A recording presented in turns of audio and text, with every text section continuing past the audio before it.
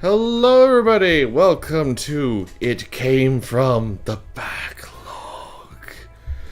I am your host, Beahm, and today I am joined by the magnificent, the fabulous, and the most bearded beard of all that shall beard, Joe Moore. How you doing today, Joe? I'm good, Elijah. I'm doing well. Thanks for having me on, dude. I appreciate it. Hell yeah. Joe is one of our many talented staff at BossLevelGamer. And Yes, sir. what would you say is your specialty, Joe? I kind of work on listicles. I'm more of like a story-driven video game player. Love Tucky Route Zero, games like that. Gotcha. I don't know if we'll have as much pathos with this, but I do know that there is a story to The Spy Who Shrunk Me. I only got to try a little bit to test it out, but it's got a little bit of a no one lives forever vibe.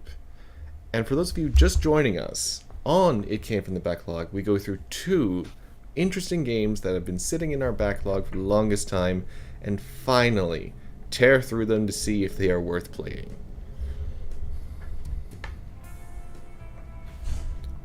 The Spy Who Shrunk Me looks like an interesting game. I don't know how deep we're gonna get into the story aspects of it, but a spy, a shrink ray. I mean, what more could you want? You know? Oh, there's even more than that apparently. Like there's a teleporter and there's a weaponized banana. Oh, so a little bit of Borderlands, a little bit of Portal, a little bit of all thrown in at once. 1981. Command has sent me on a mission to Moscow. My intel suggests that the Soviet Union has ordered rogue General Boris B. Bolskochkovich to lead a top-secret weapons program in Moscow. To this effect, the Soviets have recruited Ernst E. Ayakov, a former Nazi scientist and evil genius, to help them. Good voice acting. Surely an easy mission. Yeah, not bad. I've snuck on board the Moscow Express to Always good to see a smaller budget game like this that shelled out for some decent voice actors. Little did I know, my problems were about to become larger than expected. Rails to Russia. We get to start on a train level. What is your favorite train level in all the video games? Well, that's a tough one because I really liked the one in Resistance 3. The train level was Resistance 3, wow. yeah. What an underrated gem. Love that Oh game. my gosh, yes. It's probably one of the only games to ever go to Pennsylvania, too. And it got both stereotypes. It got their prisons, and it got the conservatives. All in one. Yep. Audrey, are you there? Did you get on board? I got to the pickup. Is this all the equipment? Well, you know, with the budget cuts and... Let's see here. Bananas? It seems like the equipment... Okay, the audio for the characters is a little loud. Let's turn it down just a tiny bit. Okay.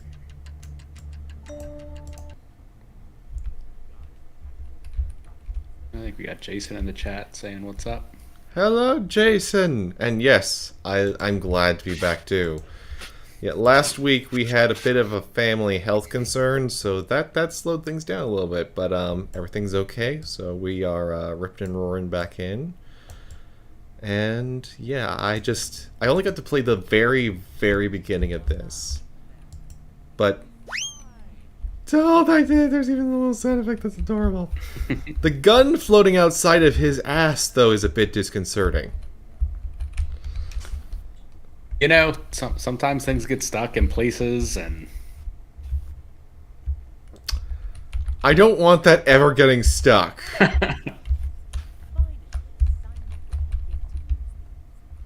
Oh yes, airbag mines. okay. Okay, so we can place these on walls and on the floor.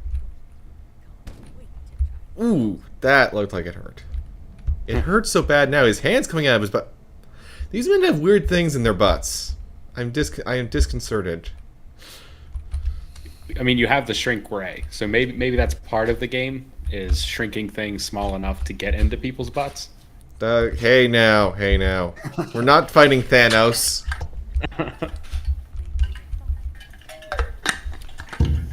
Alright, here's the teleportation ray. Which did not fire correctly, so I'm dead.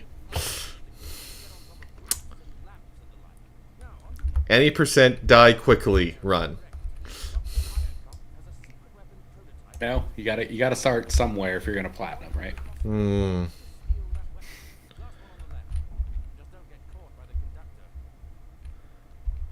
I do love how, like, with like the teleporter, you can clearly tell it's just a TV remote with batteries taped on. So what's the era of this game? What's like the? I probably missed that in the intro. I believe it's the 80s. It's Okay. very Soviet Cold War. We're stopping the Russians from doing something. That man's censored. Oh dear. hey, now this is a family show, so I'm going to and now he's flushed.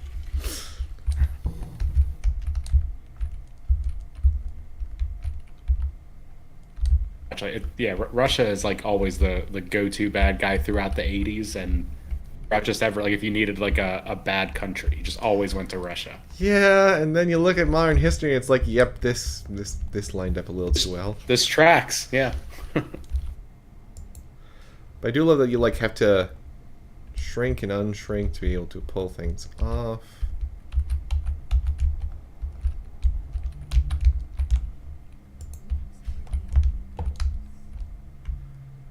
But yeah, I remember when I found this, I was actually trying to find another game for friend, The Spy Who Shot Me, which is another great, it's basically a GoldenEye tribute.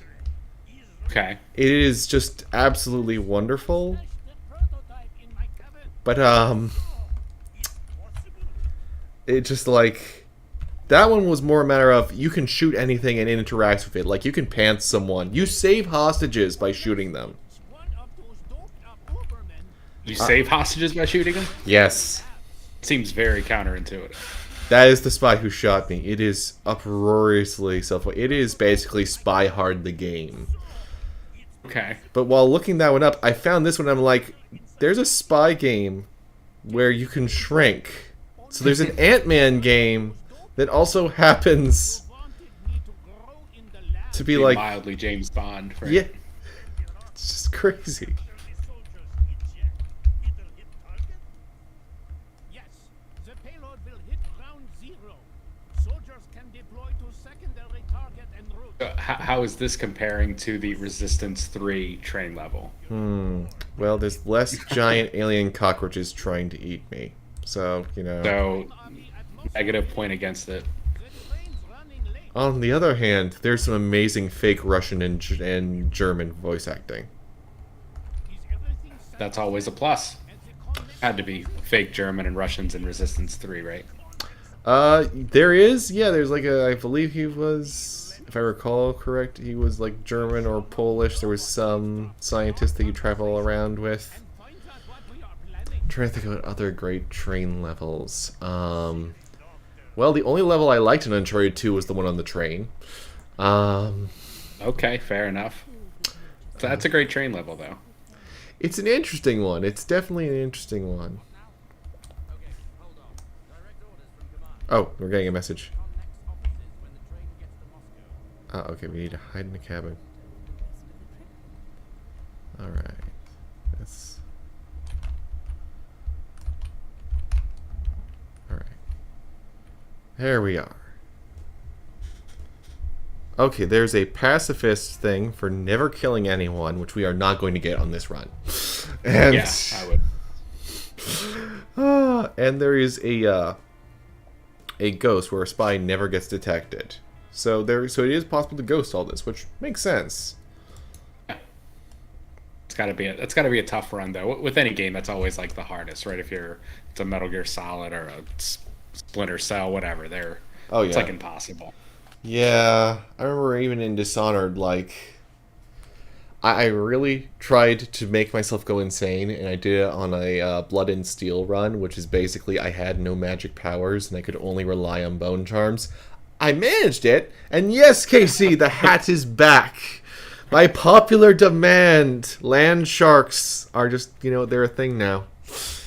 And welcome aboard, KC. Ends up.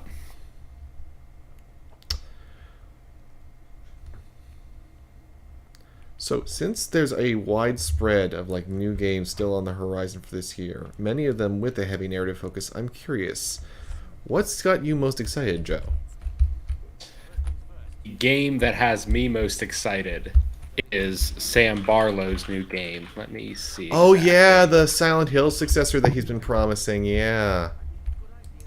So it's Immortality is the name of it, but it's another FMV game. So Oh. he did Her Story, and he did Telling Lies was that second one. Great games. They're all FMVs, and they're super like. He does a lot of very interesting things with FMV. I'll put it that way. They're high quality video, great actors. So I'm really excited to see this Immortality game, what he kind of does with that. I've been meaning to try out Her Story. I've had it in my library for a while, and I'm actually happy to see FMVs.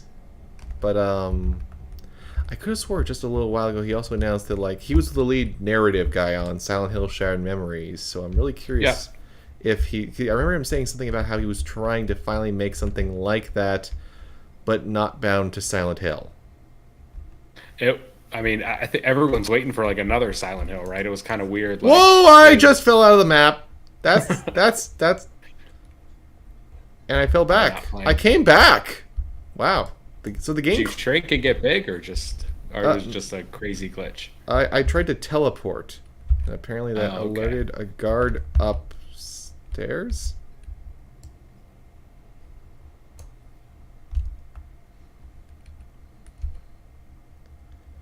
Okay.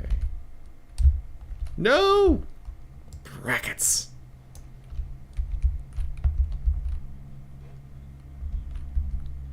Oh my gosh, they are bantering in the background. Oh my word. No, We kept the banter on full banter mode. Okay, if I can teleport up here. All right. Wow. So yeah, you can really approach this however you want.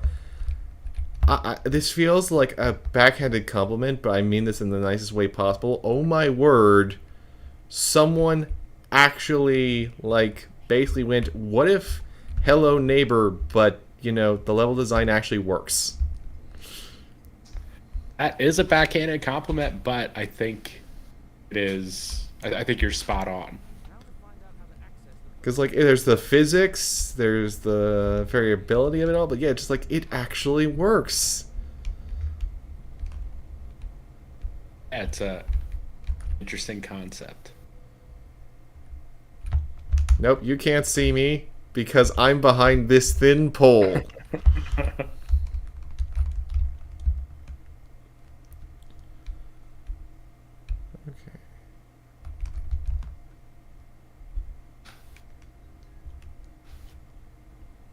The sense of scale is surreal, but the graphics are also just kind of sending me a bit because it's like I feel like I'm playing an old school, like, PS3 digital game.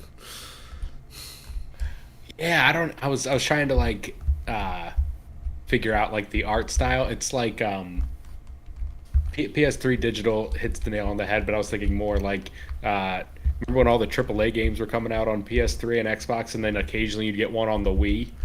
Oh yeah, no, I've had to review several of those by viewer request. Right. Oh my goodness. Dead Rising Chop Till You Drop. That was the weirdest darn thing. Chop till you drop. Yeah, they always did those weird. Anything Nintendo, right? They had to like kind of have their own game to make their own system, right? You'd have your own like, special game for the 3DS that didn't align with any of the other games that came out, but same game and name only. I mean, sometimes that worked in your favor. Thor, God of Thunder. Metroidvania, yeah, that was great. Oh no, believe it or not, there was actually a separate. There was the Metroidvania one by Way Forward for DS, but there was also a 3DS one that's basically God of War for DS. Really? Yeah, and it actually works like super well. It's the same as the Wii version, which in a very weird roundabout way is infinitely better than anything for Xbox 360 or PS3. Crazy. I'll have to check that one out.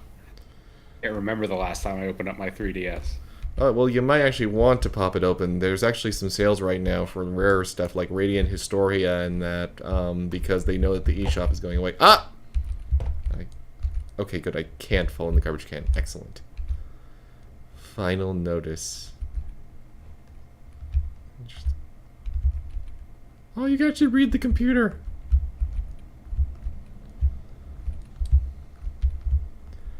This game is like the living embodiment of improv comedy. It truly is just always yes and.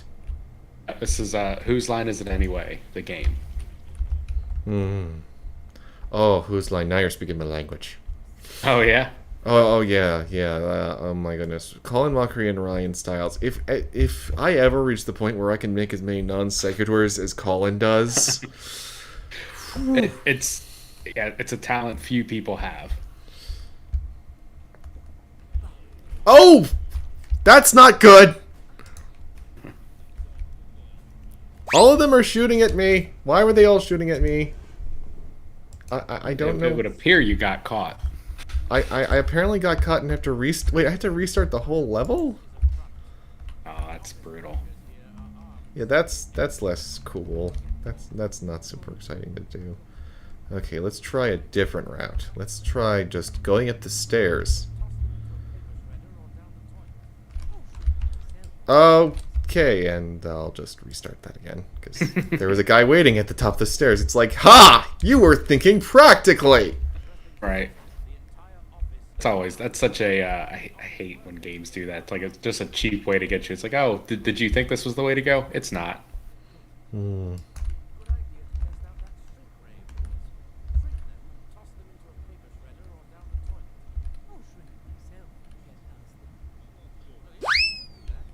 Oh, that sound effect is loud. Okay, it's time to make like that banana and split. I like it. I love it. Don't! No! Man! We were doing so well the first pass, and now it's just like, no. We will crush you. Maybe you almost had the path correct the first time. Just a little tweaking with that route.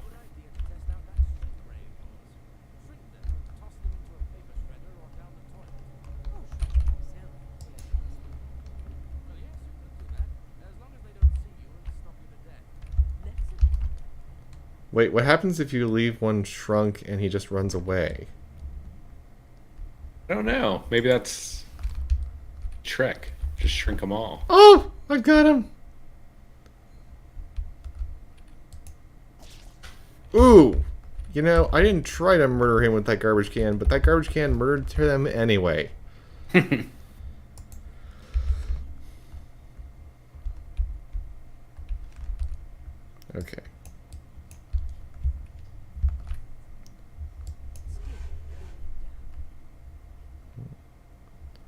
You know, the voice actress they got for Audrey really reminds me of, what you call it, Carmen Sandiego. You know what? I wouldn't be surprised if it's the same voice actress. Yeah, I mean... That would be incredibly surprised, but it would be very cool if it was. I mean, she came back for the TV show, so... She also definitely has, like, a Carmen Sandiego look, too, you know? The hat, the red... Oh, yeah.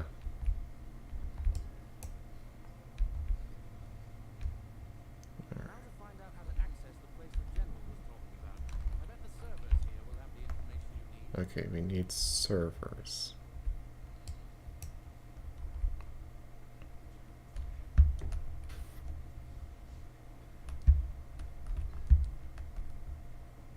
I'll give these guards credit. They're a lot more alert than actually most guards in most games. They're working hard. They're trying to make that paycheck. I bet they make above minimum wage here. This looks like a reputable office that employs, good upstanding guards. And here we are, just, tiny little guys running around causing havoc. As one does. Alright, we're getting very close to the servers now.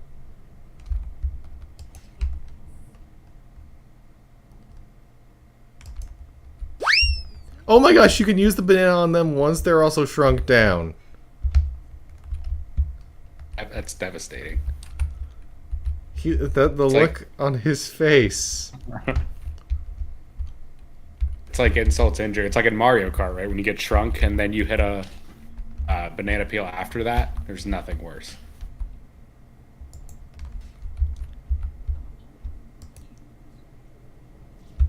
Ooh! He got electrocuted by that. Ooh. That must have hurt. Briefly. And then, you know, he ceased to exist. Right. That's all you can really ask for, right?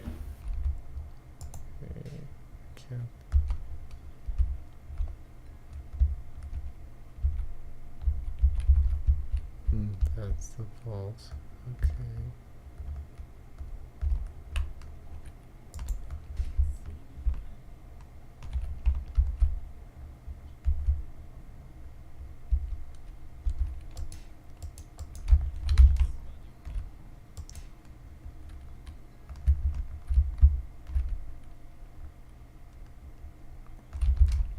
Come back. Wow, they run fast when they're shrunk. Yeah, you would think that they would not be able to. Short little legs, but...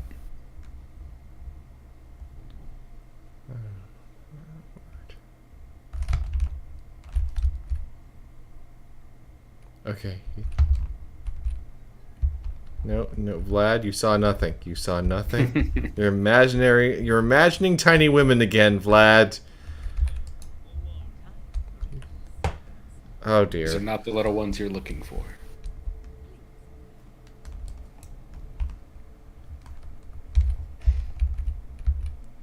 Okay. They can't find me. Ooh! I slept on the bed anyway! Okay. So, we just have to wait a couple seconds. Okay.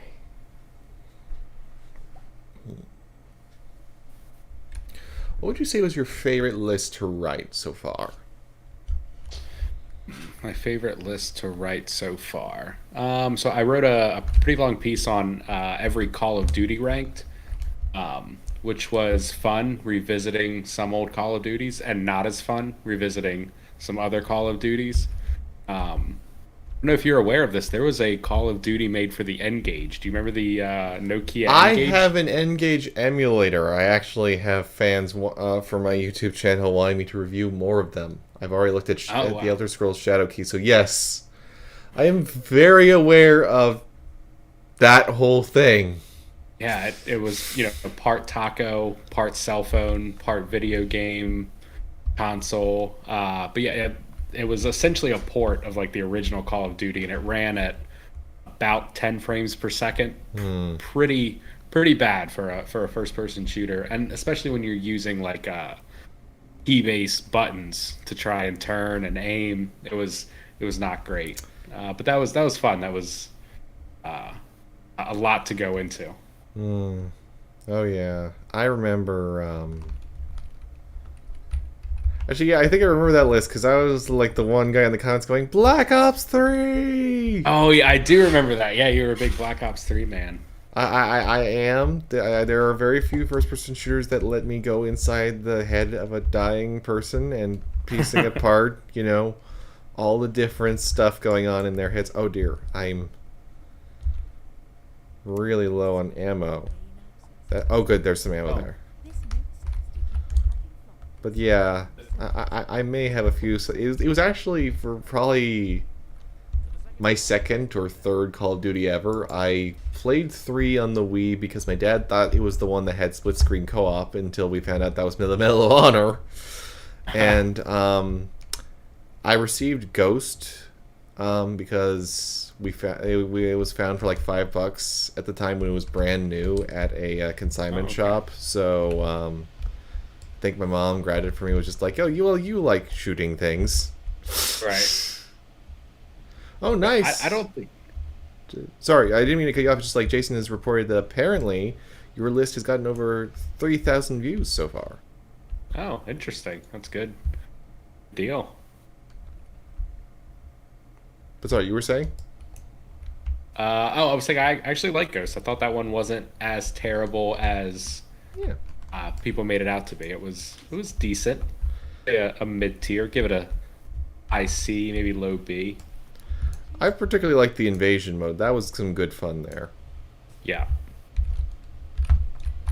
Oh, No, no, Mr. No, you didn't see any. You saw nothing. You saw absolutely nothing. How do I keep teleporting over it instead of on it?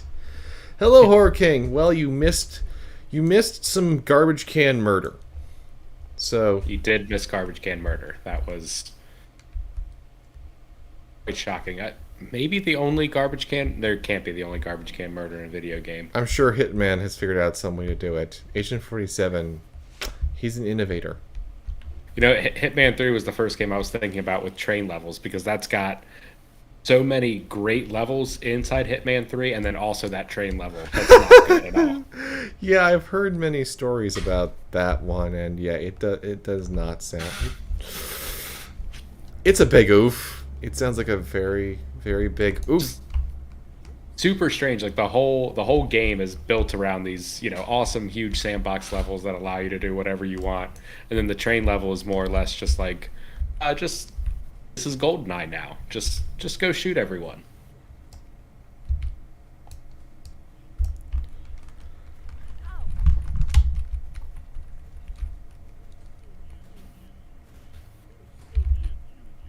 Okay, they've lost me. Okay, good.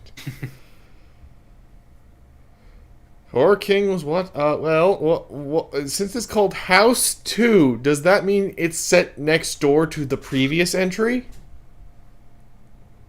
And if it keeps going, when it gets to, like, the inevitable, like, revelations or origins, does that get to the end of the curb?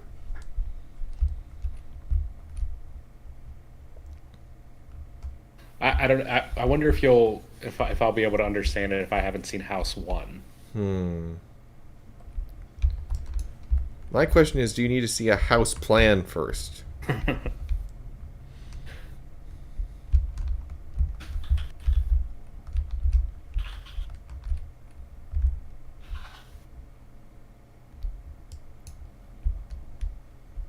Okay, we are in. Yeah, this teleport is really handy. One of the best weapons so far. Third neighborhood. That's good. Actually, the first movie's apartment, and then it's house 2, and then it's neighborhood 3. Oh, God.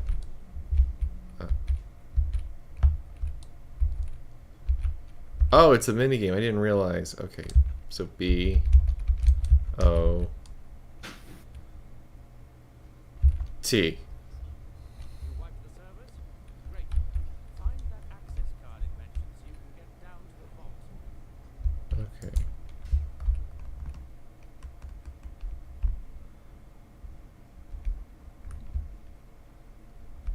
You don't need to I see can the save over here. Okay, I have to get in there. How do I get in there? Oh, it's on that side. Okay.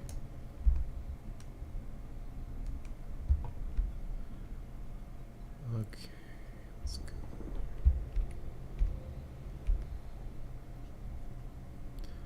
Actually, given that you say you like narrative stuff, something Amar and I we were looking at one point. Have you taken a look at Jenny LeClue at all? Jenny the Clue. I've not even heard of it. Oh, Jenny LeClue. It's a really good detective game. Essentially, imagine playing as Velma on her own, crossed with Nancy Drew, except it's metatextual in that the story itself is fictional in the game itself. Like, you are also, like, engaging with the author because his publisher friend is insisting that he has to make his kid-friendly mystery book dark and edgy. Like, she has to solve a murder or something. And Sure. So you're like kind of coming up with it as like throughout the game? yes, and you can actually contradict the author, which is frustrating to him, and you can feel like Jenny wants to grow up too. It's this real neat tug of. It's a unique storytelling device. Like, I was really surprised by it. Yeah, I will definitely have to like look into that. Oh my word, we can now stop time.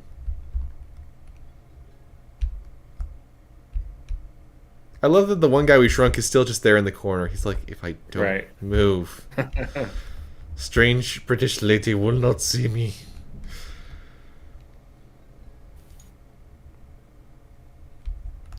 Horror King, I can't charge the shark rent because, you know, technically he's an employee of this illustrious live stream.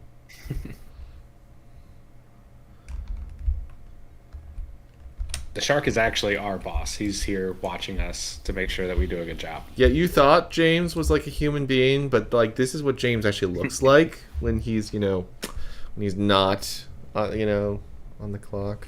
Hold on 1 second. I realize the shark is actually slightly out of frame. We can't have that, so. Oh, crap. Nope, you didn't see me. You didn't see me. I'm not here. I'm just fixing a shark on my head. Which is what the imaginary person you're talking to is saying. And you should see a therapist. Oh, dear. Okay. Well, nobody saw me here. So.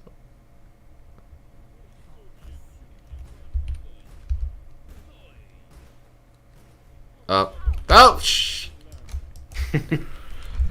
What? No, I got away! No! Please tell me that checkpoint doesn't start me at the beginning again. Because if you start me at the beginning again, I'm gonna have to take it personally.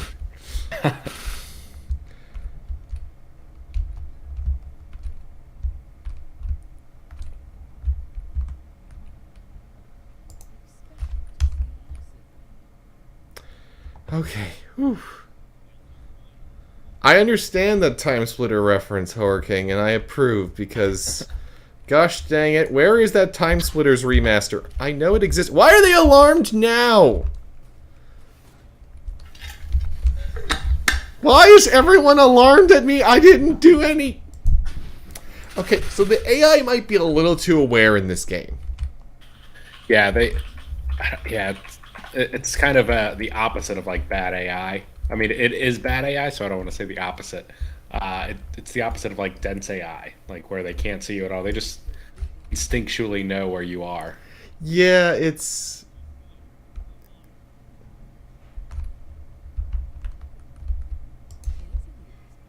There. You're the one who keeps setting off the alarm? Huh? You? You? Yeah, well, screw you. Now you're the size of a Tic Tac. That's what you get. Sometimes you just gotta let them know.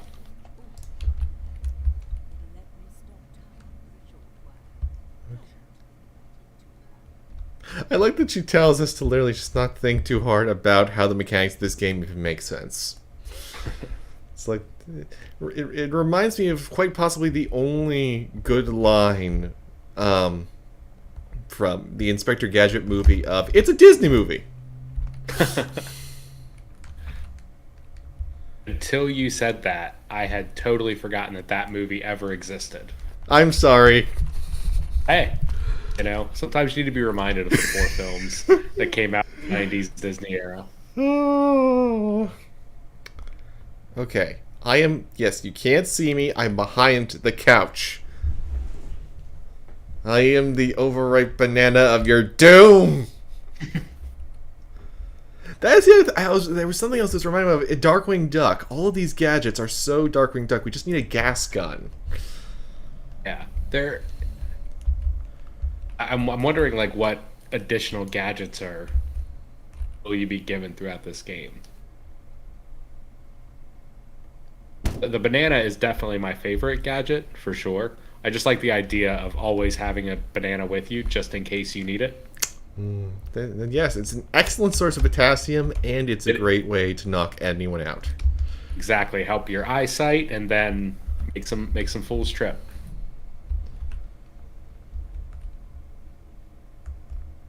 Okay.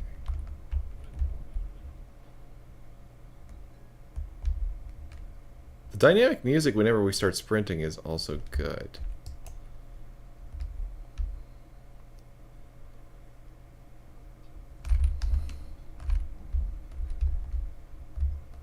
Okay. Nobody's around? Those are not the doors we need. Well, then where are the doors we need?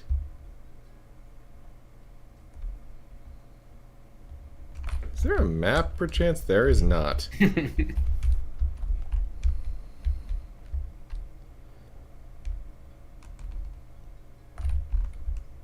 I'm also the worst at getting lost in video games. There's no way I can help you. That's totally fair because they are like it is a very nice environment, but yeah, it is just blurring together. It's all very samey, right? Well, it gives you that like a real life office feel, right? Where you just go into the same place the same day. Every day feels the same, doing the same thing over and over. Oh yeah, and like there's some credence to that. Like Fear uses it really well, but Yeah, 100%. this one is just like, yep, these are more pastel walls. I've walked back to the start of the level. I stealthily fought my way back to the start of the level. Well, we know what would happen if we'd gone up the stairway then. Okay.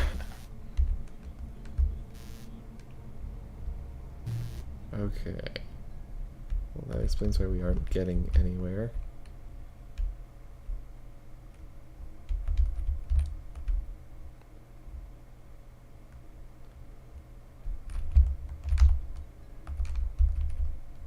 I've gone suspiciously undetected for a while. It's making me nervous.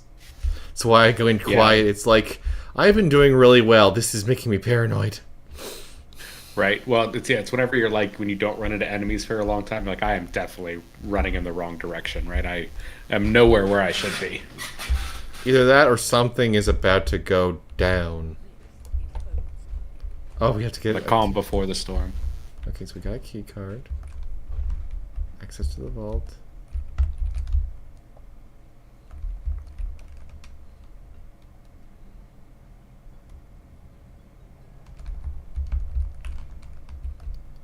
I wonder how long it'll be till we actually get like a real, like, officially licensed Ant-Man game. It feels like it's inevitable at this point.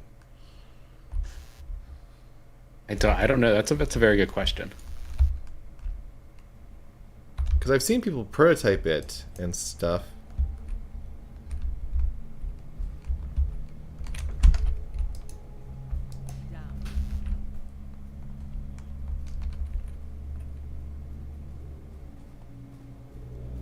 Which Marvel character or property would you most be excited for in video game form?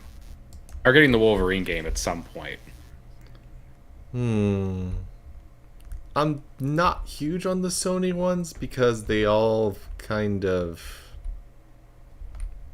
blur together a bit, so that's why I want to be excited, but I'm afraid that I won't be, because like I liked Miles Morales and I wasn't huge on the first Insomniac Spider-Man, which is weird for me because I love Insomniac otherwise. Yeah, it's interesting. That was great. I really enjoyed that one. I did a whole column about how just like there was a lot of things about the first one that I felt fell short of what they could have done because it's Insomniac. Like there could have been a lot more in use of the gadgets and stuff like that, and the way the health system worked was a bit weird. But if like pie in the sky thing that I would love most, I'd be happy with X-Men Legends 3. Like seriously, okay. Just like give me that cell shaded aesthetic. Have someone who's better at game feel than Raven Software design the melee combat, but right. Keep those like micro-sized levels that you can just dive into over and over again. Because like in an age where like Warframe exists, you really just it feels like the world is begging for this kind of thing. But I agree with that. Did you play the Guardians of the Galaxy? I did. That one was really good, and outrageously surprising, right? For me, not so much because, you know, I like, you know, Eidos Montreal. Like, I've always loved what they do with all their stuff. I liked Human Revolution, Mankind Divided. Okay, I think we're going to call it early on the Spy Who Shrunk Me because, like, it is interesting. It is very interesting.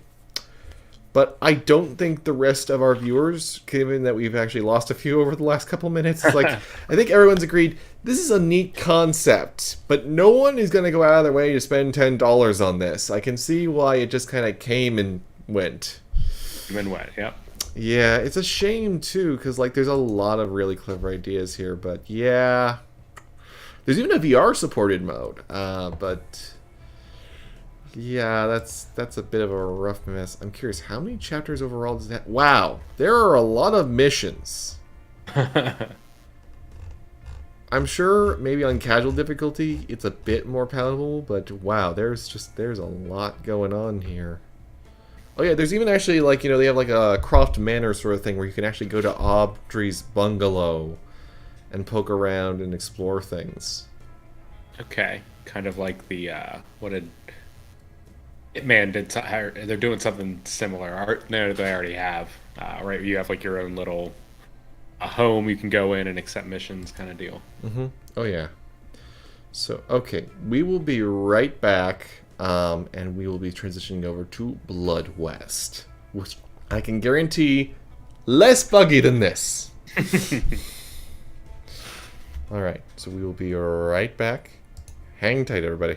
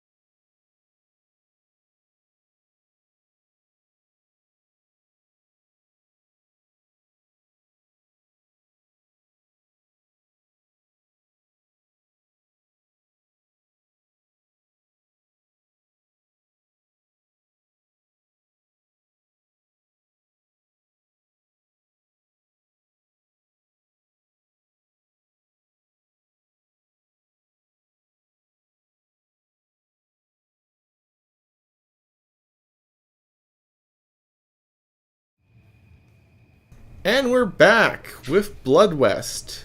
And as you can tell from the start screen, it's a little bit more Silent Hill. That's an understatement for sure. Alright, so let's start up the new experience. Yes, this one's a little more recent and has been featured in a couple bundles and stuff like that, so I've been very curious. And like with The Spy Who Shrunk Me, I've only gotten to try the tutorial. It's got a very lo-fi, I wouldn't say PS1 aesthetic, more of like, 6th gen, PS2, original Xbox sort of deal.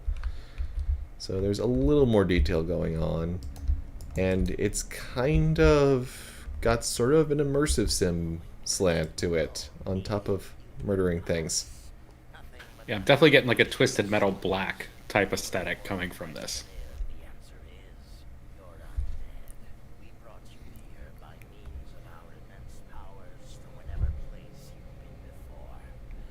We know of your exploits and achievements, your fame reaches wide across the country. The nasty rumors about you More good voice acting.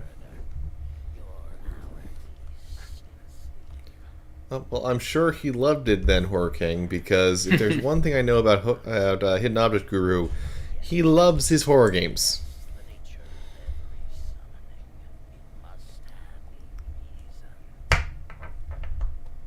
The reason you have as an undead outside of influence, you will be our torch in the dark.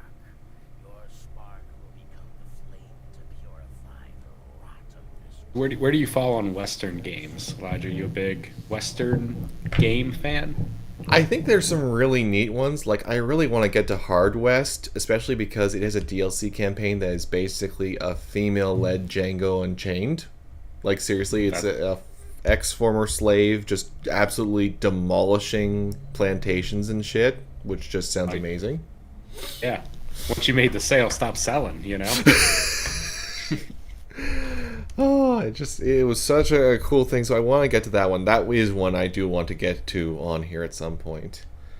Oh yes, Jason Moth brings up Weird West, which just came out. I have heard mostly good things, but also sometimes not good things.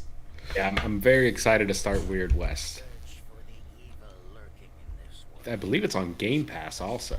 Oh yeah, it is, and that's how I'm expecting to play it. Okay, Game right. Pass is too good to us sometimes. Indeed. All right. So, rarely standard cell meter, but I do like that they make it clear when you're actually audible to things. I do like this whole idea of there being more immersive sims set in the Wild West, because that's like one of the best uses for it. It's like up there with how Dishonored is like, what if we use the Renaissance, but also there were steampunk mechs with whale oil? Right. So I'm all for that in the Wild Wild West. Provided I don't want to there's... get too far with it, right? Because then you end up in Westworld. We all know how that ends. Yes, with a third season that we do not speak of. I did not. I made it about 2 episodes into the 3rd season, and I was like, "This isn't for me. This is not the same show." I watched it, and I regret everything. I regret everything. Ooh boy, I did briefly try Red Dead Redemption. It came with my Xbox 360, and I was like, this is neat, but I just never needed to have play it. Like, it was never like, ooh, I have got to put that in and try this out. Yeah, I struggle with these super large open world games. My time is valuable, and if you're spending 3 hours, I'm like, I feel like I've done nothing. You know, I need to shoot people and watch the numbers go up. That's what I like to do.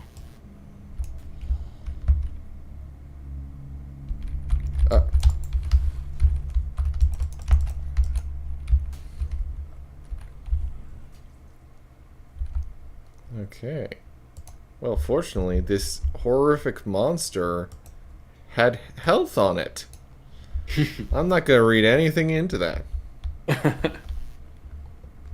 Oh, yeah, I definitely skimmed some of the 2nd season, Jason. Oh, yeah, the first one is amazing. First one is one of the few seasons of television I have on, like, in an actual, like, box. Alongside, like, Daria and Spectacular Spider-Man. But... Daria, that's a great show. Go back. The first season was real, like, truly something special, and that was probably the issue, right? Is how do you top that, right? Like, what do you do after that first season? Oh yeah, especially because, like, it works as a standalone story. That's the thing about Westworld is when you really look at that first season, it tells the story. Yeah, you don't need anything else, right? They should have just had it a mini series and then said, "Hey, guess what? We're done. Let's do something totally different. Let's live in a different world."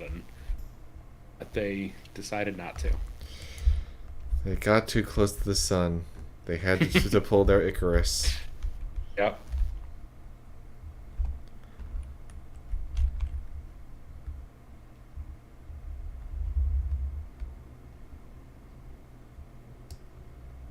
Okay, let's see. Read note.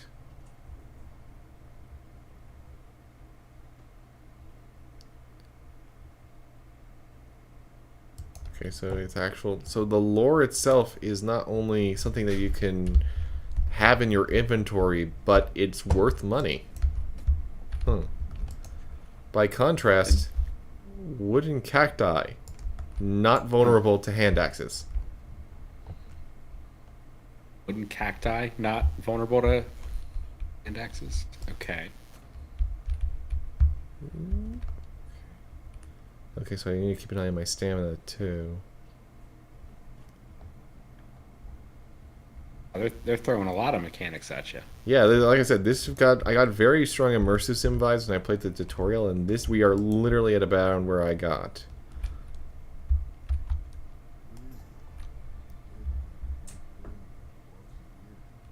There's some very good acting and animation. Like they even had like the little frills of fabric on his head shifting. And oh wait, those are feathers. Okay, it's low poly enough. You could easily mistake one for the other.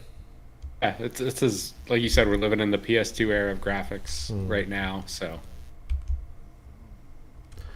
to answer your question, Jason, I watched a few of Love, Death, and Robots. I've been meaning to circle back for more.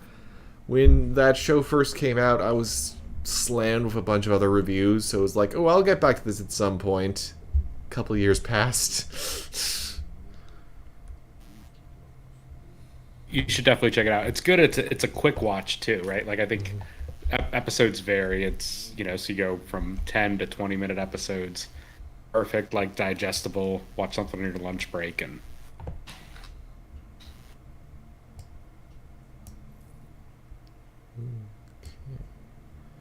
Just in case, yeah, let's grab some normal bullets.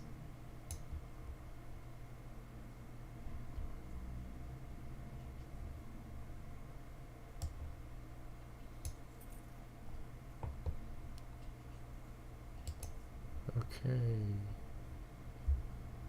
Wow, I can't even afford a knife. But I have a map. Times are tough in the Blood West, You gotta hustle. Ooh, there's a lot of stats to level up too. Increase. Yes, I would like to increase my hit points by a whole 25% out of the gate. Yes. My word. Oh, so I have 2 skill. There are some skill points that. Wow, this is like Dungeons and Dragons. You've got differing layers of skill points. Some that require a higher amount, and there's no specific thing. Okay, let's see here. Yes, let's go for increase. Wow, and there's actual meaningful upgrades. This isn't like Cyberpunk 2077. When you upgrade something, it actually does something. Right, yeah, that was, wow. I was going to say that was one of the bigger drawbacks of Cyberpunk 2077, but in no way was that one of the biggest drawbacks. I remember,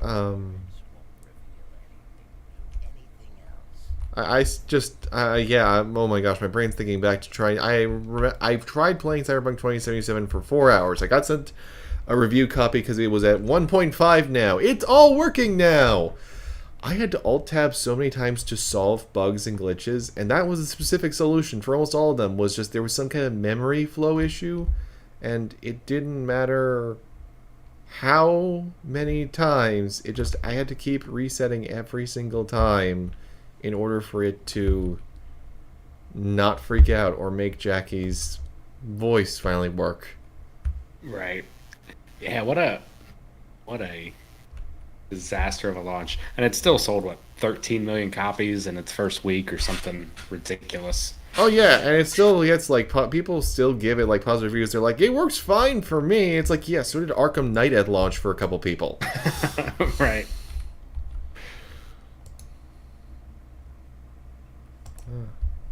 We're collecting teeth now. Oh boy.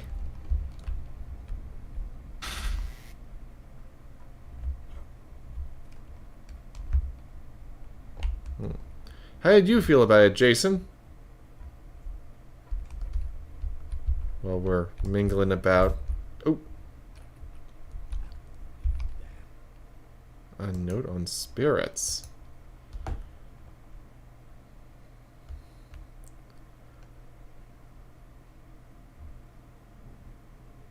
Okay, bait out the charge attack. Gotcha. Oh yeah, let's look at the map actually. We're here. Wow. This is this the whole game world, or is this just this level? Oh, word.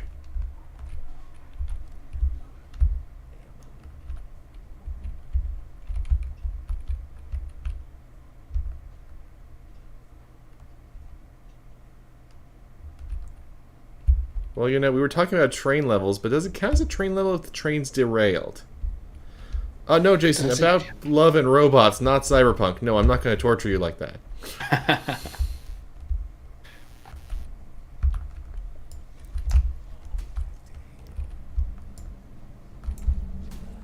think if we start adding derailed trains, then every post-apocalyptic game, every zombie game is going to have a derailed train in it, right? That's just the go-to aesthetic.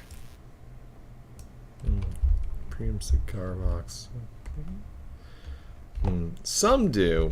I'm actually surprised at how few have bothered to go there. Okay. Oh, they even have an anime. This was made with love.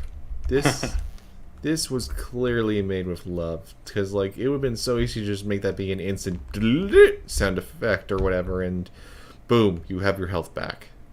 Right. It's good atmosphere. I know I had to turn that on the settings a fair bit for the sake of keeping our audio balance, but if it's coming through at all in the stream, the sound design is also very solid. Just like this is good. And I respect this developer's dedication to going, what if Dark Watch, but it wasn't just basically Killzone in the Wild West.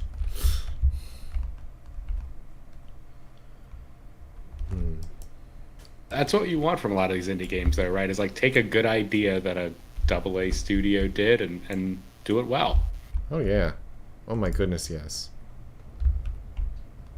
Which reminds me, if any developers out there in the world want to make Yaiba Ninja Gaiden Z, but again and better, feel free.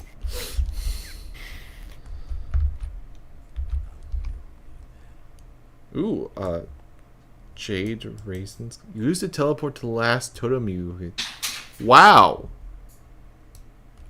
There's even some FromSoft inspiration being drawn here. Which I know is a dangerous thing to say because everyone on the internet likes to make comparisons to FromSoft, but I'm serious! Whoa! These tracks are, they are not up to code.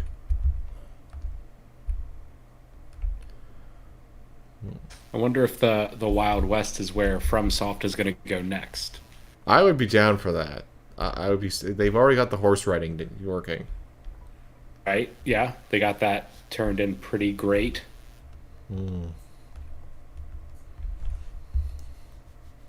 Though I really want them to go back to Armored Core. Do you ever play Armored Core? Because just... There's talks of it, right? There's talks of them like bringing back that series. I was not ever into Armored Core. It looks very interesting. I know they were cranking them out, right? Then it got up to like 8 or 9, right? Like every year they were throwing one out. Oh, it wasn't COD numbers, but I will say that they definitely ooh, crap. There we go. Okay, let's use some bandages. All right, I'm gonna have to use some bullets here. It seems. With some crewmen. Yeah, basically, Armored Core's whole bit was like that sort of Dark Souls level of character customization, but applied to a mech game that was also an action game. So they weren't too obsessed with making you like have to be. Oh dear, and we're dead. Fortunately, we get to keep our stuff, as I recall. Yep, we do. Good. That's a plus. Alright, let's get back to it. Just don't know if the enemies are going to respawn too or not. Nope, they're dead. Yay! Oh. So, yeah, definitely some FromSoft, but not too much. This game really just wants to do whatever I want. But yeah, just like Armored Core, like, the beautiful thing was you didn't have to obsess too much if you didn't want to, and you could otherwise just be like, I'm going to take a mech that's going to skate across the ground and blow up all of the enemies. And it was really, really great at that. Okay. The alternative was when they made Steel Battalion, which is that Xbox game with a controller that's basically the size of my desk. I do remember that. I remember the controller very well. I didn't play it. I had a friend, that had it because we weren't rolling in Steel Battalion money at the Moore household growing up. That was the sign of privilege, right? That's how you knew someone came from a nice neighborhood when they had Steel Battalion. Yeah, I've had one friend get to play it at like oh gosh, I think it was the last PAX before COVID swept in. Oh And, wow. he was like, "Oh yeah, this is incredible," and I believe him 100%. But yeah, I'm never gonna try that. Ironically, the one that I have an easier chance of trying is Steel Battalion for the Kinect, because I still, I do remember that. yeah, I actually happen to have a Kinect that still works. Okay. I'm assuming that the controls are just horrendous for that. Am I? I haven't gotten to try Steel Battalion yet. I will say this though, Rise of Nightmares, legit. It is a legit Okay. game. It is legitimately fun. Electro Brass Knuckles. That's that's the only words I need to hear. It I'm on is. board. Yeah, it is. It is like. It is not a spooky horror game or anything, and I do feel that needs to be warned about right away. Is that like. You will come in expecting like, oh, this is going to be some spooky game. No, no, no, absolutely not. But it's kind of like if Punch Out and Infinity Blade had a baby, and they Okay. also were horror tinged. Remarkably, you can actually move in it too. It's just it requires the most absurd gesture-based movement system I think I've ever seen, which is to say, you have to strike a Captain Morgan pose. Like raise the one leg up. Yes, seriously, that's how you move. You have to pull a Captain Morgan to move. It's like one at a time. Yep. Just you don't have to do like each leg. You just hold the one up. So literally, when I was playing it years So back, you stand on one leg and that moves you forward. yep. So I actually got a chair, propped it up, and I was just like, okay, this is my movement chair. Oh man. Oh, what? Next What seems is? so great. What is that? There are a lot of horrible things out here in them there hills. This is part of the hills have eyes. Well, the hills definitely have claws. Demons. Demons.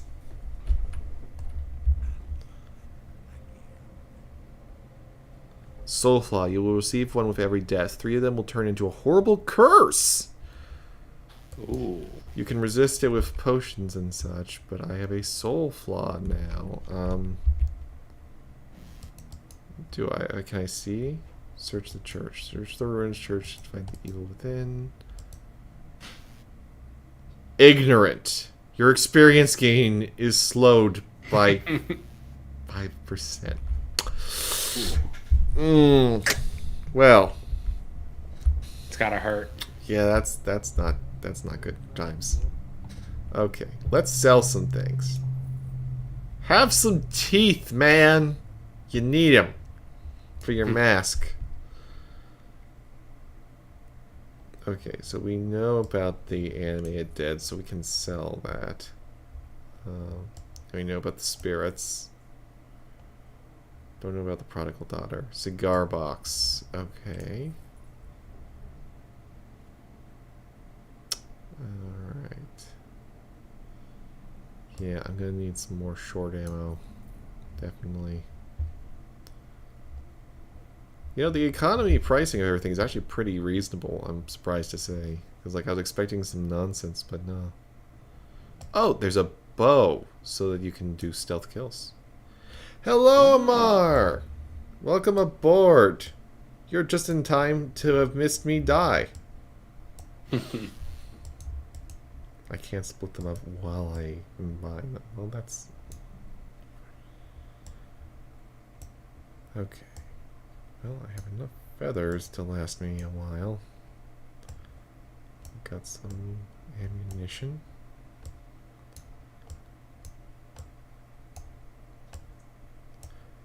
Yeah, this is really bringing me back to Deus Ex, the way all of this is working. Yeah, the whole inventory management system. And Notes on a prodigal daughter. It is best to kill a prodigal daughter swiftly if possible, as any prolonged combat may prove fatal. Shooting it in face will break the mask and make the creature more aggressive, which may be undesirable.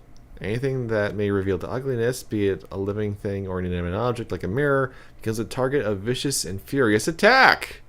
Creature will not cease its attacks until its target is destroyed or itself is annihilated. Charming. I feel like you have to do it, though.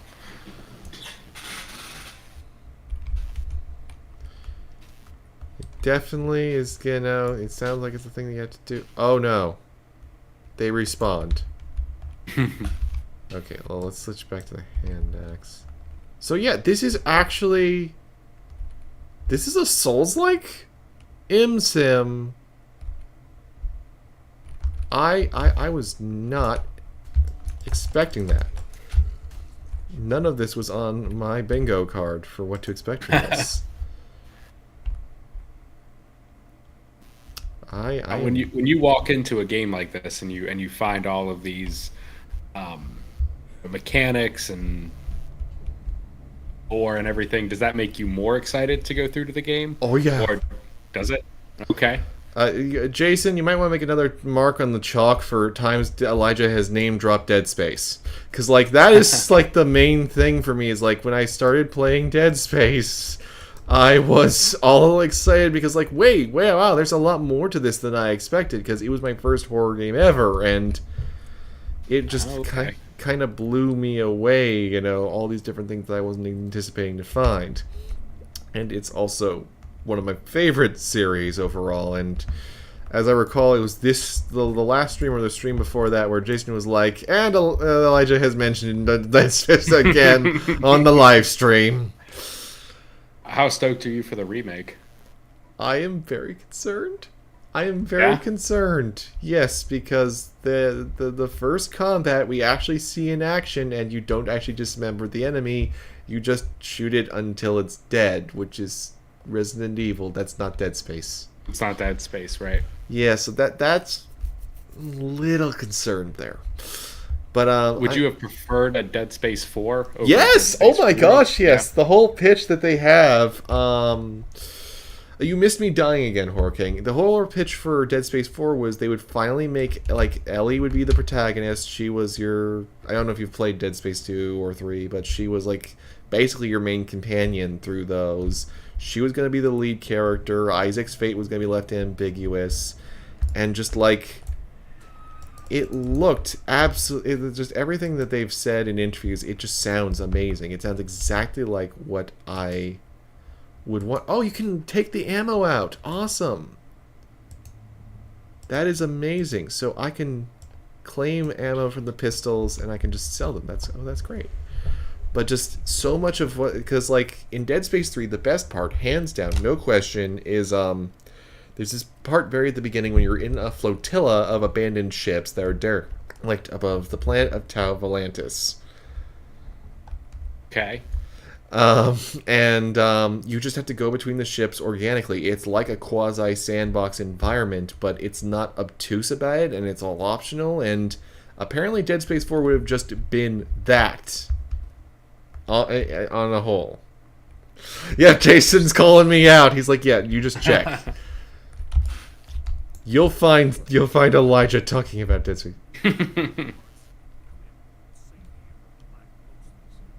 A man with an actual face. All right. Here. Hard to come by in this world. Yeah, I know, right? Ooh, there's a sawed-off shotgun. I want it, but I cannot afford it.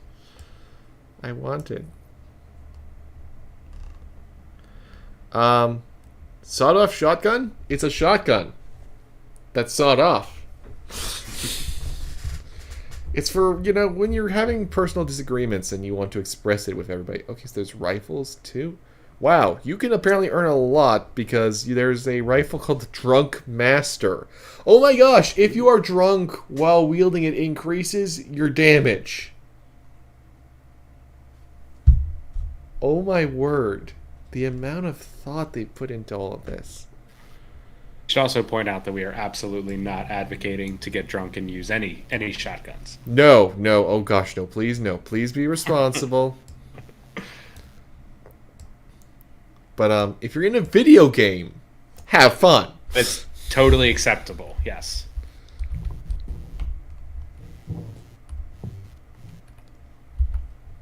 Notes on Birdman. Okay, that's the one we've been running into. No, that is not the best scene, Jason, because I have an actual phobia around my eyes, so no. I say no. The best moment in the series is every single time you come out on top and you get to stomp on the necromorphs and Isaac cusses their corpses out. Good stomping time. Okay, so Birdmen are also vulnerable to silver. You know, I'm actually starting to regret selling all the revolvers. I probably should have kept one loaded with the silver.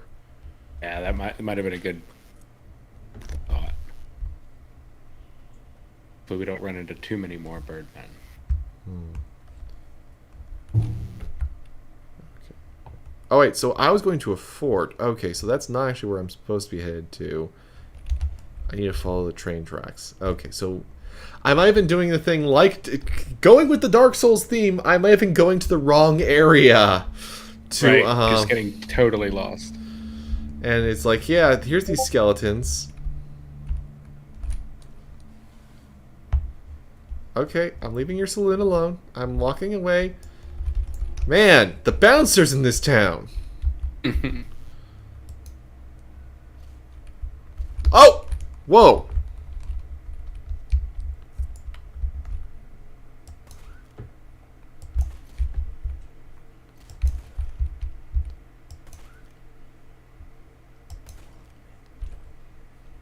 Okay. Birdman's dead. I see that pun, Amar, and I appreciate it.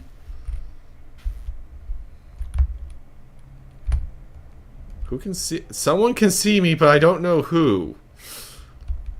Yeah, this game is good at getting under your skin. I'll give it that. It's like I can't see who can see me, but I know someone can see me. They actually managed to gamify that feeling. I wonder if there's any other games that have done that. That's a very relatable sensation, right? Like everyone kind of knows that, but how do you put that into a video game? But Wes figured it out. Yeah. I guess Shattered Memories did a little bit with the being able to look over your shoulder thing. But that Sure. PT did also, right? Oh yeah, PT definitely, yeah.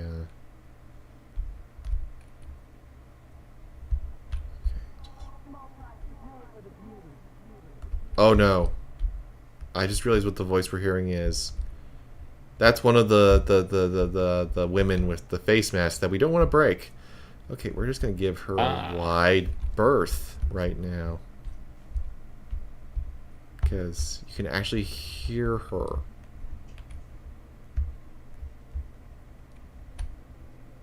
Jason, you double dipped the pun. That is terrifying, but beautiful. I, for one, am glad that James isn't here to triple down on all the puns, or otherwise this would become nothing but a wordplay scheme all the way through. Ooh, silver. Wait, I can't use that as a weapon? That's weird. Oh man, can you hear that on the stream? I can hear breathing. My word.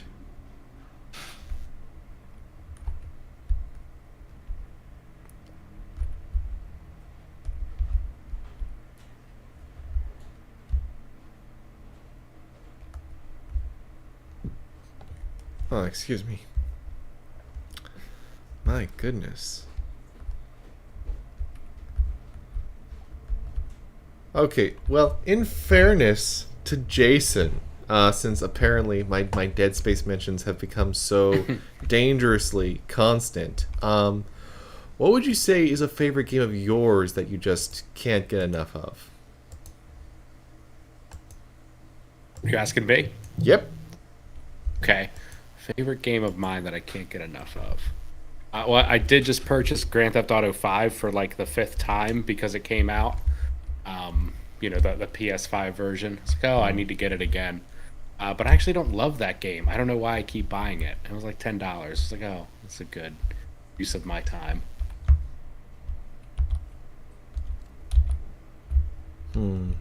That does seem to be the thing with GTA. Oh no. Birdman! Is there ever a game where the bird or any flying characters aren't just the worst? Well, Borderlands 1, you have, Bloodwing. Yeah, they're just annoying enemies. Any enemy that like flies at you is super annoying. This is true. They could be good, fun characters. They're just always annoying. Boo in all the Super Mario games are always the most annoying enemies.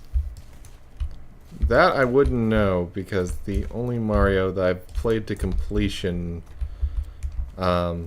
is oh dang, I was starting to reload the silver rounds finally. I need to know the button for swapping them. I died. Yeah. I finished Galaxy. I want to finish Sunshine. because Sunshine was really good. Oh good, so I can actually Sunshine's.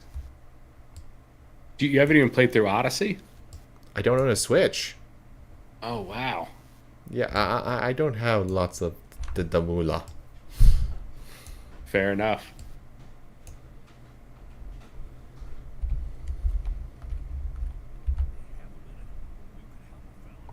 Oh. Okay.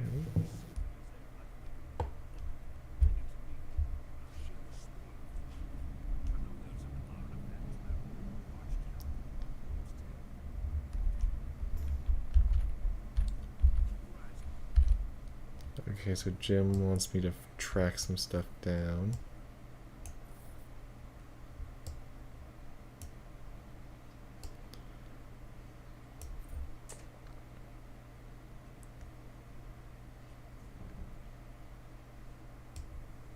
Alright, let's get some more silver rounds. Standard rounds.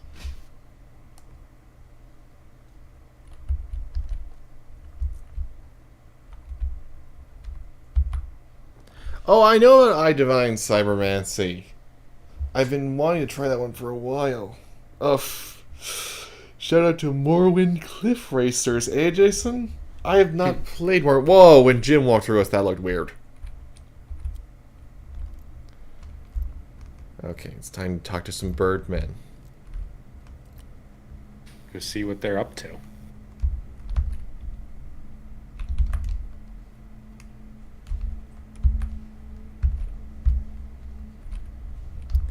That's how they keep seeing me. They're watching from the lookout tower.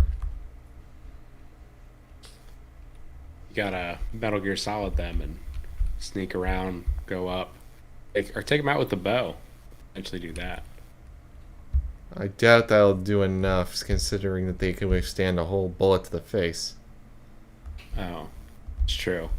Forgot the lore.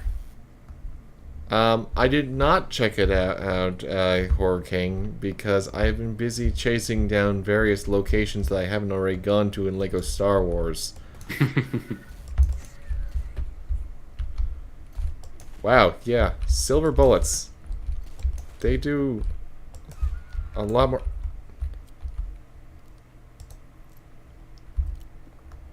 Okay. Well, I've only got 2 silver bullets left, so we're gonna save those. Where'd the other corpse go? Down there. Okay. That's not anger or anything else quite yet. There's a hat, but I can't loot it. 1 star. Yeah, that should be in every hat should be lootable. Especially the silly hats. Especially the silly hats. Oh dear. Well, you were saying about Metal Gear Solid.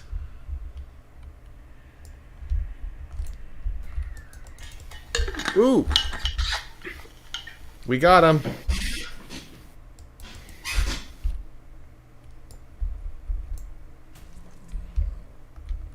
Ooh. So you can actually use the environment to your favor. I like that.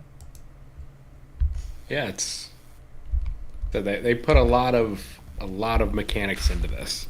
Oh yeah, Put a lot of thought into everything that's going on.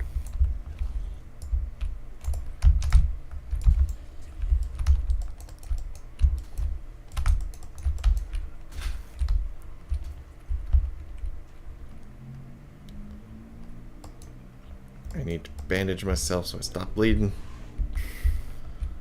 So yeah, I'm glad that this, you know, that you chose action for the second one that we were going to look at today, because yeah, this is...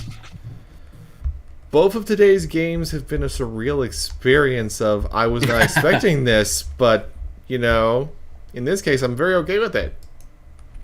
Yeah, the first one was, we were hitting some bugs. That was the bigger issue, but this is definitely something I want to check out now. And it is on Steam. Let me see how... Let me pause real quick so I don't get eaten by anything. Oh, yeah, and you can save upon exit, so that's good. It is unsurprisingly, it is currently overwhelmingly positive on Steam. It just released in February of this year. It is for $15. And yeah, I'm looking at the screenshots and seeing some of the later end stuff that you get, and my word. And it looks like this map might actually be the whole area, so it might be like a nice bite-sized FromSoft experience instead of like another giant monolith like you were describing being tired of. Yeah. I am all about 5 to 10 hour games. Let's see here.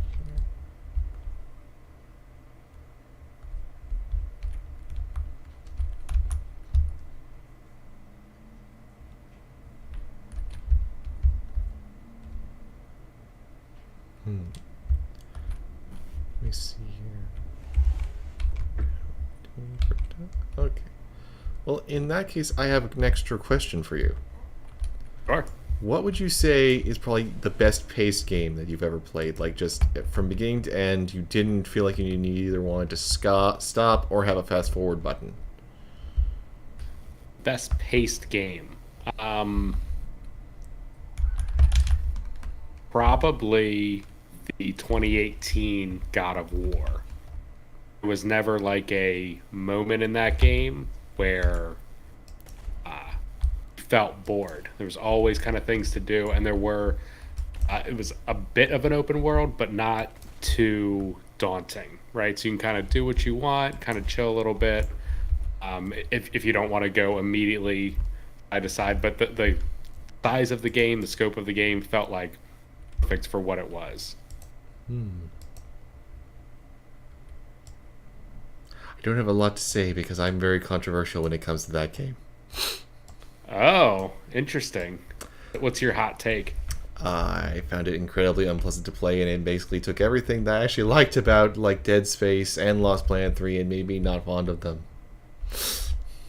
Wow, interesting. It was not a pleasant surprise because, like, I'm serious here. The writers, I loved their work on Lost Planet 3. I think Lost Planet 3 is one of the best written games in ages. Like I said, I love Dead Space, and the director behind it has specifically cited that as an inspiration.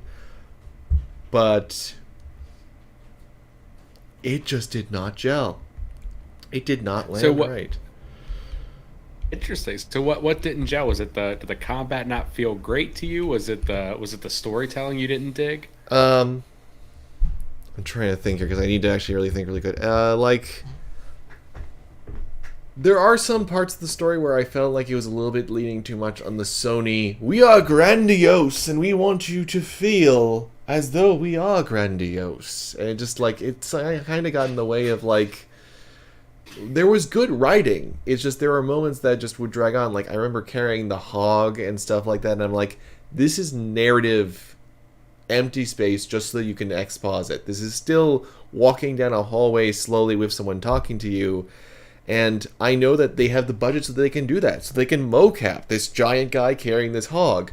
But I think back to Lost Planet 3, how there's this one guy in this hallway who they couldn't animate him doing anything else because Lost Planet 3 was down to the wire in its last few years. So there's just this one guy who's always working on the hall, and they could have just, had him say nothing or say the same line, but instead they make that be the character's job. Like, at first he's like, I'm not just messing around here, I am still fixing this. Then once the time lapse happens and Jim Payton's been on EDN3 for a while, they he sees him in passing, he's like, oh yeah, hey, how's the kids? And he's like, oh yeah, it's just like, it was a creative solution from not having as much budget, whereas Dad of Boy feels very, we have all of the budget and we can literally just be as over the top as we want, and sometimes it's a little less is more. I also feel like some of the ways they keep that seamless camera movement, it actually kind of made my eye twitch a little bit. I don't know how to contextualize that, but like in Dead Space, and Jason's marking off again on the chalkboard. I keep this up. He's probably going to make an actual chalkboard. But let me start running back to the merchant real quick so I can sell some of the stuff we picked up here. But yeah, just in terms of how they kept it going, Dead Space is usually pretty minimal, whereas God of War really has to go out of its way sometimes to make it work. And it actually feels less cinematic and more like a documentary crew is very much struggling to be able to do things the way that they want to. And that really stuck out to me. As for the combat, yes, oh my gosh. To be clear, did you play this on PC or PS4? PS4 Pro, and then I replayed it on the PS5 when they patched it 60 frames, 4K. It was great. I cannot stand those controls. The way the controls work, it's just, I believe that if I played it on PC, Jason, it's relevant to the conversation. Shush.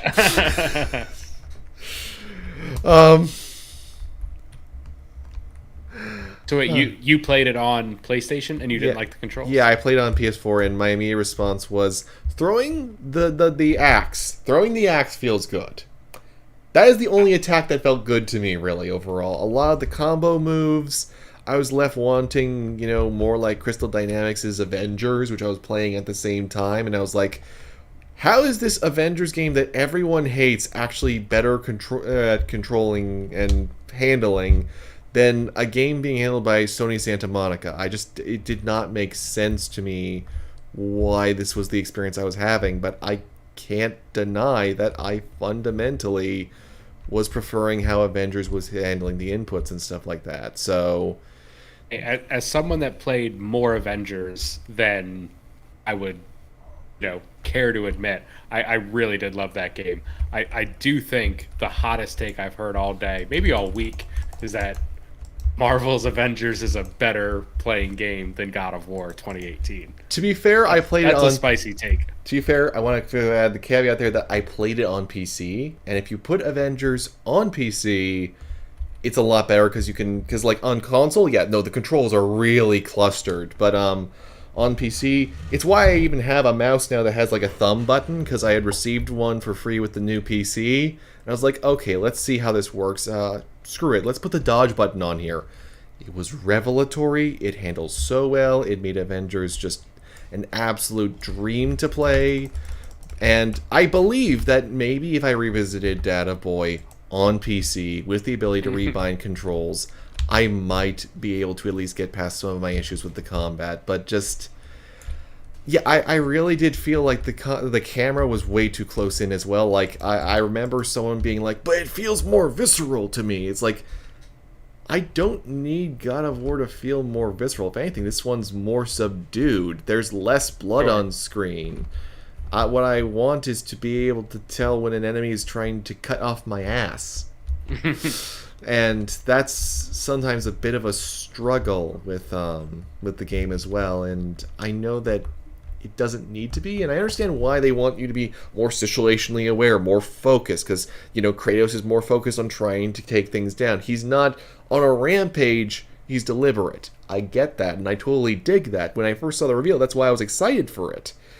But it felt too often like I was fighting to do things at the speed I wanted to, and that's also why I really want a mouse, is that So you basically can turn quicker. I get it. yeah, it's just like the aiming with the right stick to complete, especially the puzzles where you have to beat the gongs or whatever. I just hated doing that with a controller. It was constantly feeling like, and in a minute I'll be lined up any minute now.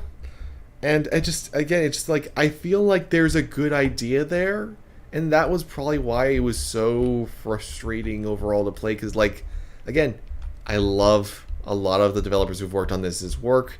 I believe that there's a lot of potential there. I do love what all they did with Atreus in that. Like, that was some clever thinking overall, and after having someone much more informed on mythology explain all the different things they had done there, I think it was a Joseph Anderson video. It was like, oh, wow, okay, yeah, this part is clever.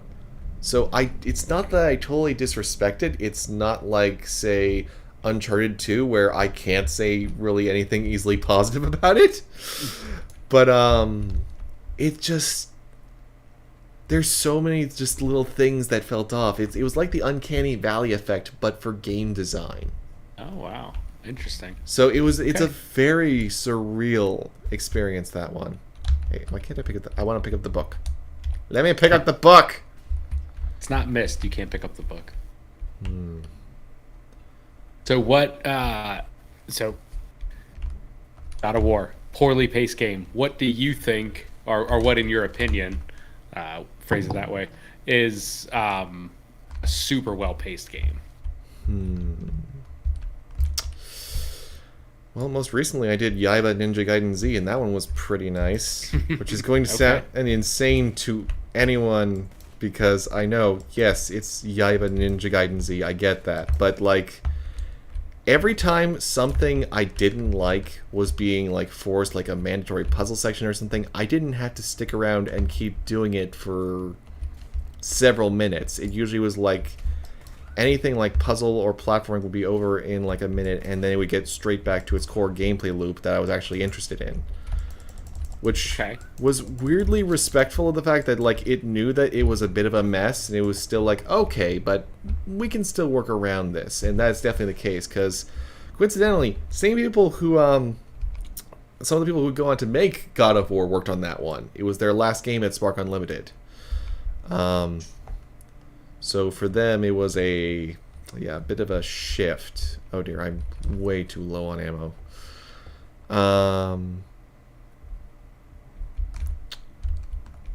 But I feel like that was a good one. I feel like The Force Unleashed 2 almost was. If it had like another, it feels like it's missing one chapter. But as utterly dumb as its story is, there is some like.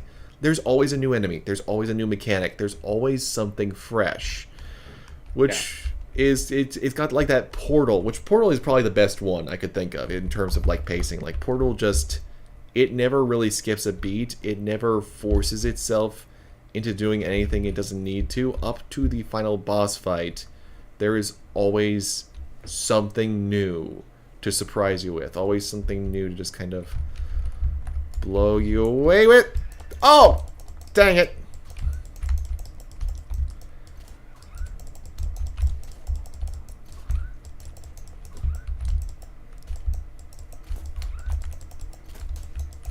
Okay, new discovery. Birdmen are actually vulnerable at close range. Things I did not expect. So, are Birdmen the one that are also vulnerable to silver? Yeah. I'm thinking of, okay.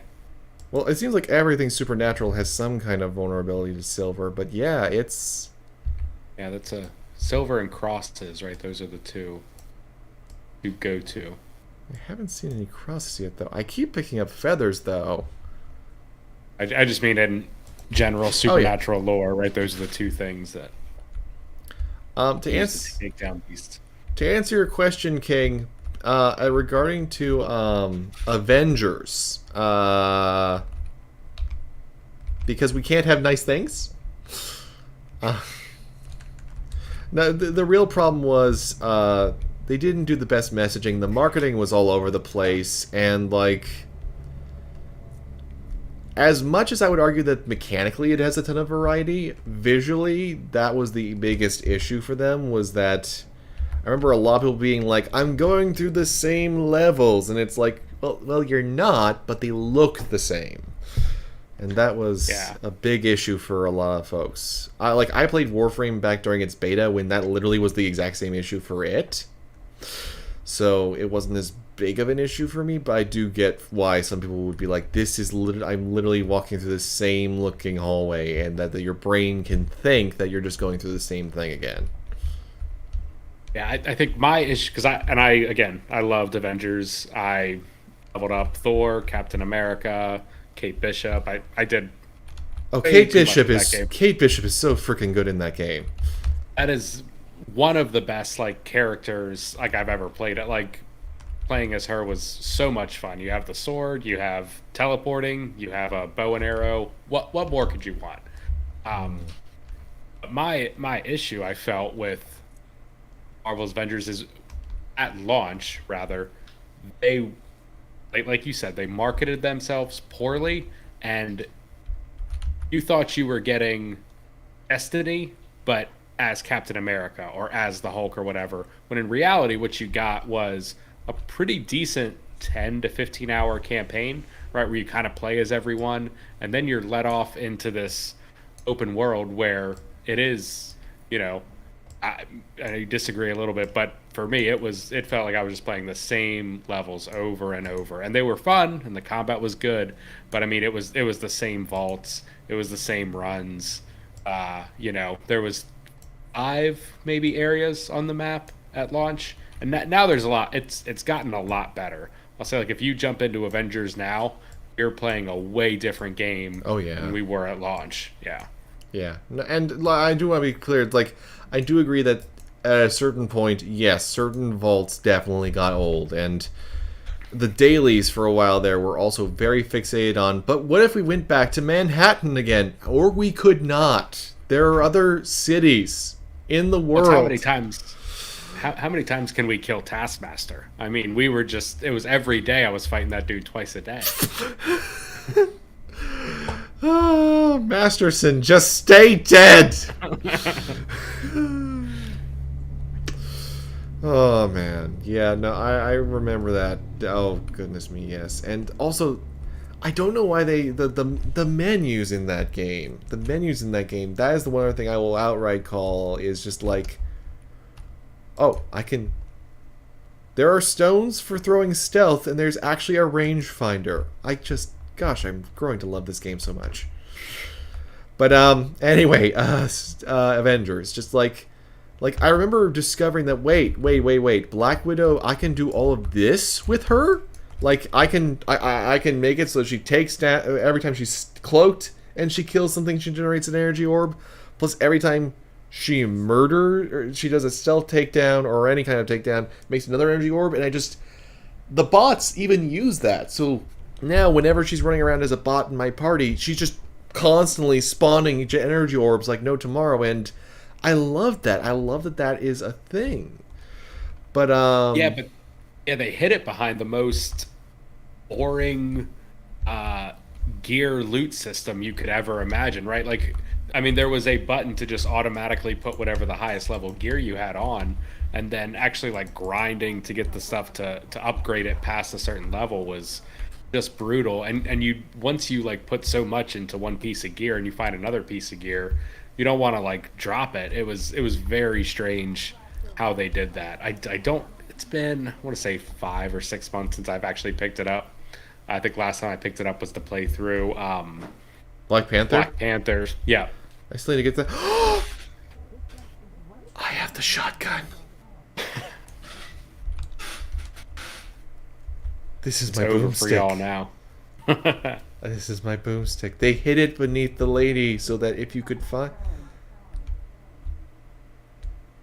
So I can sneak up behind now, and I can get her before she realizes that I'm in here. Oh, that is clever.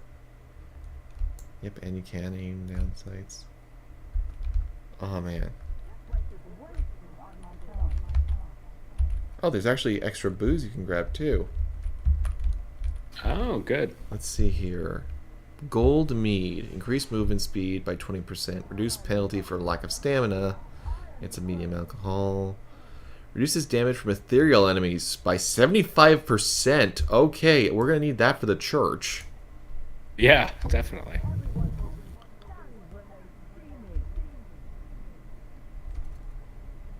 And just as a rule, you should always have some hooch with you before you go into church anyway. That reminds me of the time I was at an art show and someone randomly came up to me and was like, hey, you want some moonshine?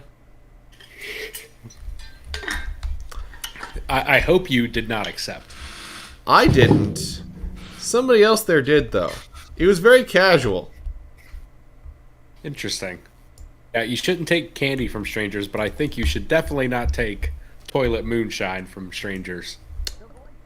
Well, someone else at the art show also knew him, so it was like, oh, okay, this is a thing that he does. But yeah, no, trust me. I know how to deal with crazies. There was this one art show we were at, and a guy randomly quizzed me about Abraham Lincoln. What was the quiz? He just out of nowhere was like, do you know things about Abraham Lincoln? And I was like, well, last year I had to write a paper about him. Then I answered the questions, and then he just wanders off. Not even like thank you or anything. He legit just kind of was there. He got his answer, and then I'm terrified because I could only half hear what he muttered as he walked away, but it may have been something anti-Semitic. Oh, interesting. That sounds like someone that got a book of conversation starters from the 80s, and it was like, having trouble making friends? Ask them about Abraham Lincoln.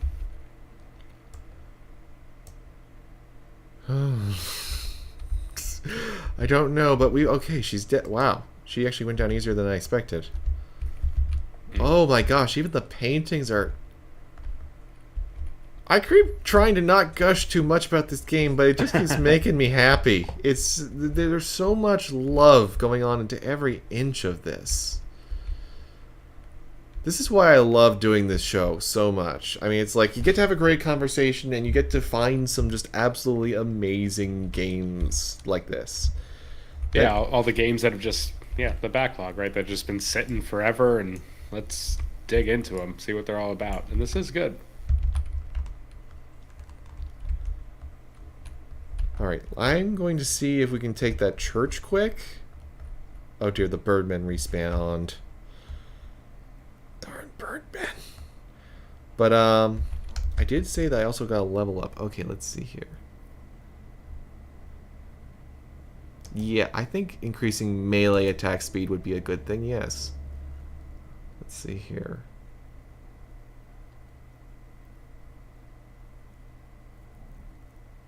Ooh!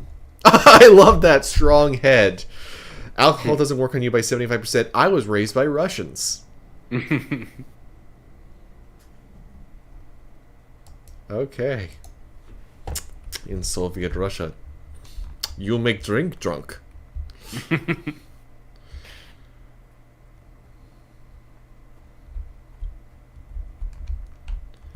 Actually, since you mentioned Kate Bishop, I'm really curious. I know the odds are low, but did she ever play Battleborn, perchance? That was...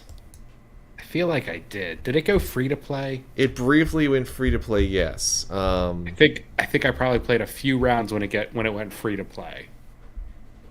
Because sadly it's shut down now. You can't play it at all because they stupidly linked it in with Amazon's cloud services. But like Luna, that? Or... No, this was way before Luna. Okay.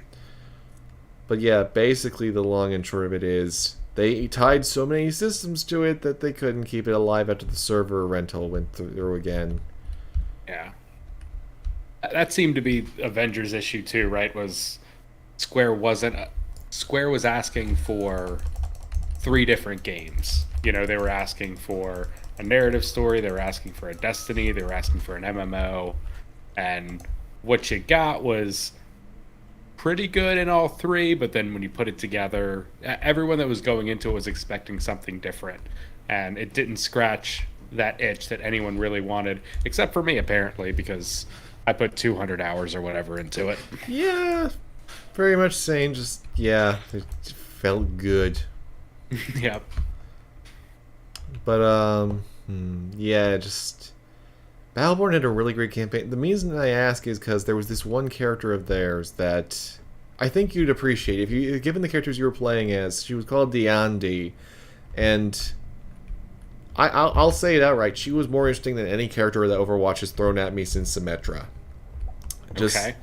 She did not use guns at all, despite this being a first-person shooter. Instead, she used fan blades.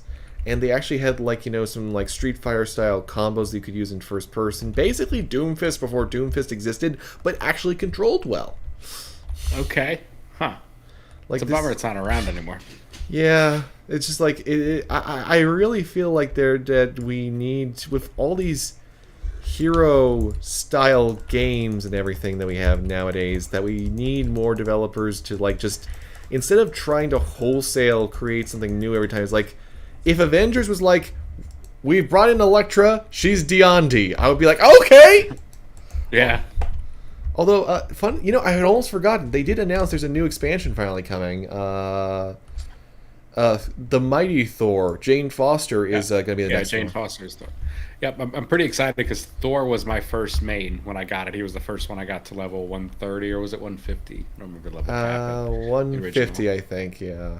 Yeah, I think you had to get to 130, and then you had to like upgrade your gems to get to 150. It was like the most arcane system of leveling up. So yeah, I'm excited to see how she plays. Indeed. I still remember with Thor when I figured out, you know, his that he could do that aerial blast when you have his hammer pointed forward, and just he was like, I can smite everyone without even having to stay up on the ground. Yeah, he was definitely an OP character, but don't hate the player, hate the game, you know? Well, it's a co-op game. There's no PvP. Don't if something's powerful, yay! Yeah.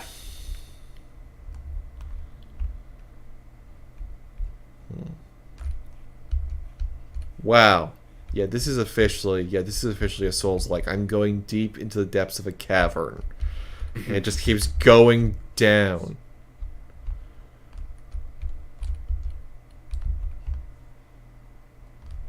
I don't know. There's no dodge or roll mechanic, though, right? Dodge and roll is runaway panicking.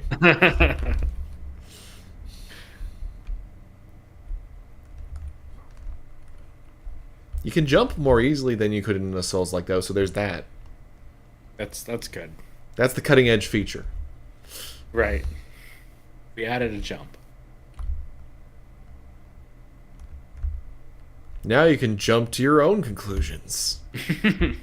We have a mat with different conclusions on it. Oh my gosh, how has that not been made into like a game at this point? I'm actually amazed that no one's gone like jumping to conclusions from Hasbro. There 100% should be. Someone has to have a copyright on it, and they're just sitting on it. That's got to be like the only reason. Oh yeah, I gotta believe that. Ah, dang it! Because fun fact: the only reason I'm called the Unabridged Gamer is because the Amish gamer is being sat upon by someone who refuses To let you have it. Yeah, it's like they're not doing anything with it. They have not posted any videos, any comments. They literally just registered the account. Wow. So why the Amish gamers? Why are you going for that? Because I used to live in rural Pennsylvania. Did you? What part? Literally so far off the grid that Google Maps had the town reversed for like 3 years. I wonder if resting refills your health. I gotta believe that they can do that. I live in Philadelphia now, but I grew up in Lancaster, Pennsylvania, which is certainly Amish country. My neighbors were Amish. I know where you're talking about. That wasn't my area, but I do know where you're talking about. A little more in the center. Yeah, just smack dab in legitimately the middle of nowhere. We'd talk to people in the next town over, and they'd be like, "Where's that?" Right. Pennsylvania's an odd state because you have Philadelphia and then you have Pittsburgh and nothing in between. Yeah, I mean, there's Carlisle. Carlisle's nice, but Sure. you have to know where to look for that.